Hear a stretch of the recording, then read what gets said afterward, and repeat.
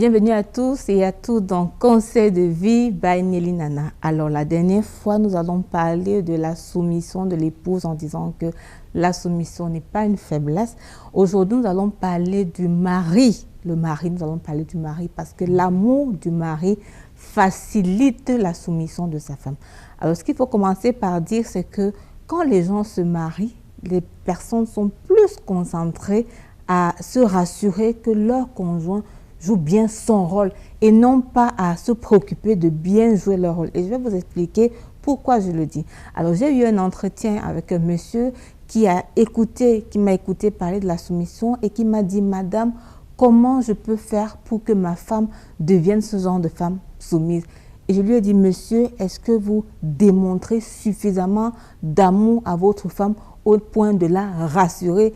Et cet homme me dit, mais madame, ce n'est pas de ça dont on parle. Je veux que vous m'aidiez à faire de ma femme une épouse soumise. Et je lui ai dit, ça ne marche pas comme ça, monsieur. Votre épouse a la responsabilité d'être soumise, mais vous ne pouvez pas forcer votre épouse à devenir une épouse soumise. Par contre, vous avez la responsabilité d'être mari aimant et vous pouvez, ça c'est votre part, vous pouvez décider de bien faire votre part, d'aimer votre épouse et de manière à sorte qu'elle-même soit consciente de votre amour et cela va faciliter sa soumission. Il n'avait pas été content, mais c'est la vérité. La vérité, c'est que pour démontrer à son épouse qu'on aime, elle a besoin de savoir quelle est votre priorité.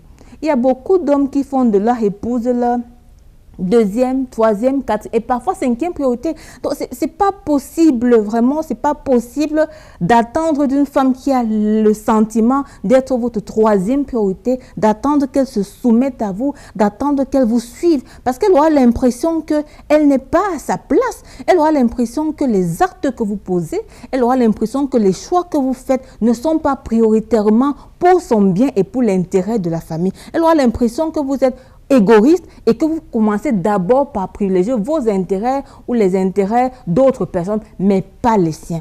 Un mari qui démontre à sa femme un véritable amour. Un mari qui aide cette femme à être soumise de la manière la plus naturelle et surtout de manière volontaire. Parce que beaucoup de maris pensent souvent que c'est en disant tu es une épouse insoumise, sans disant que tu es une épouse insoumise qu'elle va devenir soumis. Non, ça ne peut pas se faire. C'est-à-dire que c'est un choix, c'est une volonté, c'est un engagement personnel à être une épouse soumise. Maintenant, vous pouvez faciliter à votre femme de se soumettre en vous investissant, en vous déployant, en la valorisant, en lui disant des paroles agréables, en lui disant des paroles valorisantes pour qu'elle comprenne qu'elle a de la place, pour qu'elle comprenne qu'elle a une place importante et prioritaire dans votre vie et elle vous suivra. Donc vous les maris qui aimez les femmes soumises, commencez d'abord à vous investir pour les aimer de manière profonde. Je ne parle pas d'aimer selon vous, mais aimez-les vraiment de telle sorte qu'elles se sentent aimées, elles se sentent valorisées et cette soumission, vous l'aurez de manière naturelle pour le bien de votre couple. À très bientôt pour une nouvelle thématique.